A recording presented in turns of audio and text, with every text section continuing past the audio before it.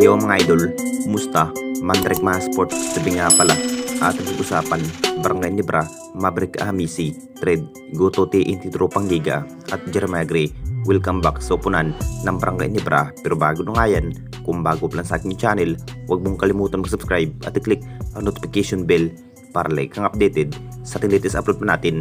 So pagamat pinapalakas na nga rin ng ating Barangay Nebra ngayong season mga idol, matapos nakuha ng Barangay Nebra ito si Troy Rosario, talagang jackpot na naman ang kupunan ng ating Barangay Nebra sa kanilang nagiging big man na si Troy Rosario.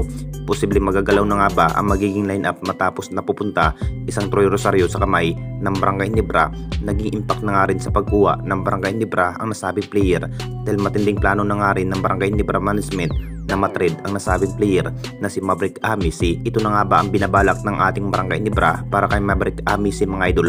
Ang plano sana ng ating Barangay Nebra na si Bonpismal sana ang gustong matrade dahil naging free agent ito si Bonpismal. Pero sa naging sagot ng T. Tropang Liga, mas gustong makuha itong si Maverick Amisi. Posibleng ibibigay na nga ba ng Jinky habang may value pa ang nasabing player na si Maverick Amisi. Kung anong magiging plano ng Ginebra management mga idol dito, kung matutuloy na nga ba sa pag-trade itong si Maverick Amisi at mapunta sa T. Tropang Liga. Hinihintay na nga rin ang lahat mga idol kung anong desisyon. Isa pa rin si Maverick Amisi, naging bagsak sa laro pero nakaahon naman sa bawat laban. Masasabing may naaambag na naman ang kupunan ng Barangay Nebra kahit natalo nga ang Jinky sa finals. Naging factor na nga rin si Troy Rosario sa pagkuha. Kumpiyansa pa rin itong si Coach Tim Kun mga idol na mapaplakas ang chemistry sa Commissioner Cup. At dito na naman tayo sa isa pa nating balita, Jeremiah Gray. Welcome back sa upunan ng Barangay Nebra.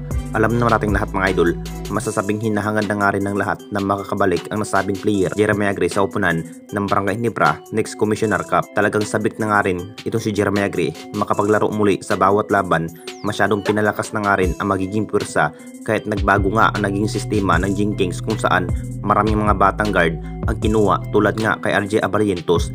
Nagkakulang-kulang nga ang nagiging big man. Ang plano sana ng SMC dito mga idol, gagawin solidong lineup ang chemistry ng ating Barangay Nebra kung bakit makapaglaro ang nasabing player na si Jeremiah Gray.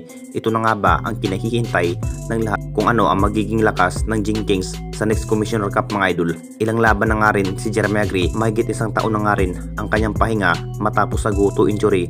Naging maayos naman ang naging lagay ang nasabing player kung saan mas komportable ang kanyang bawat tira. Excited na nga rin na makakabalik muli sa upunan ng ating Barangay Nebra. Kung titignan nating lahat mga idol, hindi pa rin nagbago ang kanyang bawat kilos at bilis. Talagang husay at mahabang stamina ang kanyang nagiging mas nai-improve sa mahabang panahon ang kanyang pahinga matapos sa injury sa nagdaang PBA Tour. Anong masasabi ninyo mga idol tungkol sa ating video?